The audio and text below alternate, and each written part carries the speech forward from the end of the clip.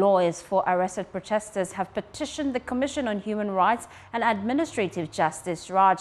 This is after 11 Stop Galamsey Now protesters were remanded into police custody and prison custody, while 8 others were also remanded into police custody. Let me run you through what they are asking for in that petition they have sent to Suraj, and it's coming up on your screen shortly.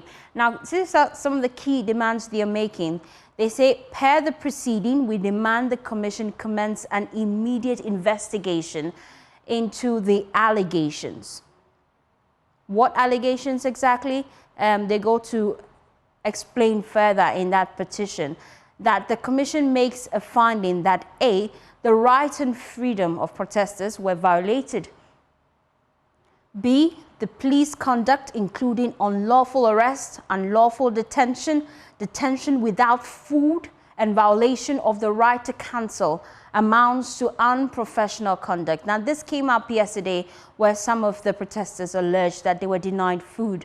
Now, they're also demanding that the Commission immediately take steps, including legal action, to ensure that the violations cease and the police officers are dealt with by law. Some of the key things they are raising in that petition to Suraj, and they go on to say that we hope to hear from the Commission as soon as possible and urge the Commission to treat this petition with the attention and urgency it deserves.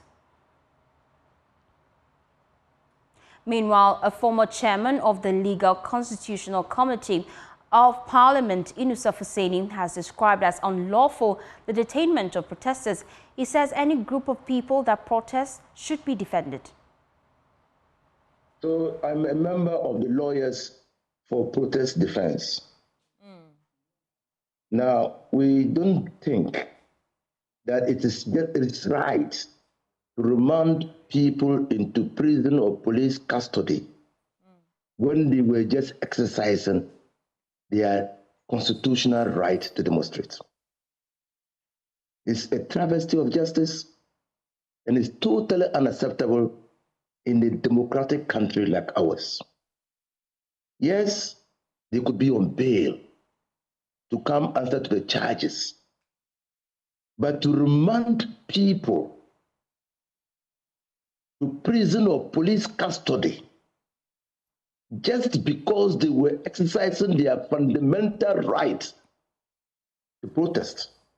So you just cited 2 clear examples of people whose conduct you do not approve. And you know, in this country, we frown upon vicarious responsibility for criminal offense. The fact that you do not approve of the behavior of Oliver Bekavomo or that person who was hitting the police does not mean that their behavior should be a license for the arrest of all other people who were lawfully demonstrating. You get it? So that is why we have a problem. Indeed, even if Oliver Bekavomo demobilized a police vehicle, or another person was hitting a policeman, that's an assault of a police officer in the performance of his duties. Is it a crime that is not admissible to be? Away from illegal mining, a former chairman of the Legal Constitutional Committee of Parliament, Inusah Fuseini, is asking government to approve proposals by the Constitution Review Consultative Committee for Parliament to approve appointments to the Electoral Commission, the Auditor General and Suraj. The Clarity Committee also wants members of Parliament who are appointed ministers to resign from Parliament. Speaking on Newsdesk earlier today, Inusah Fuseini said the EC is losing its legitimacy due to the current appointment process. Into the executive, you will see that Parliament, as presently constituted, is failing in its responsibility to hold the executive accountable. And so that clearly means that if Parliament is unable, unwilling to hold the executive accountable, that institution, which is a critical bulwark for democracy, is failing.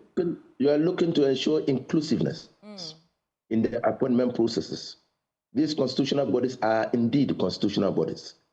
They are not agencies of state, of government. They are agencies of state. Right. And so you will want the legitimacy of those institutions to be above board.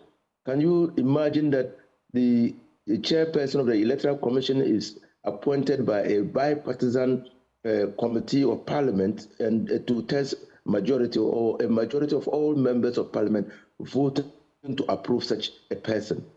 The president will be enjoined by the very fact that the threshold of approval to consult the other party in order to appoint somebody who will be acceptable to both parties. And I think that will enhance the legitimacy of those constitutional bodies. On the same subject, lecturer at UPSA Law School Justice Abdullahi wants a review of emoluments of Article 71 holders. He also believes the Judicial Council should be allowed to appoint the senior-most person to become Chief Justice. When it comes to issues of governance, I think that there are a lot of things that people from all walks of life would agree to, that they are the ideal thing for us to do. The reforms being proposed on this subject, for instance, literally, I'm sure everyone would agree that indeed we need a reform. I remember when the issue of the former first ladies and spouses of our leaders came up, and the benefits that they get. I mean, clearly an unconstitutional conduct, unlawful conduct. It brought about this same issue about Article 71 public holders, and it's a clear case of ripping the state off,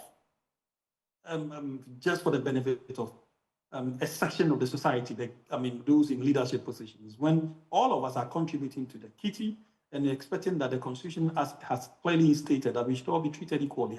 But a section has been taken out, and these people have been taken out not because of their qualification or any peculiar characteristics that they have, but simply because they have volunteered to serve us. But it turns out that looking into their emolument, we are rather serving them.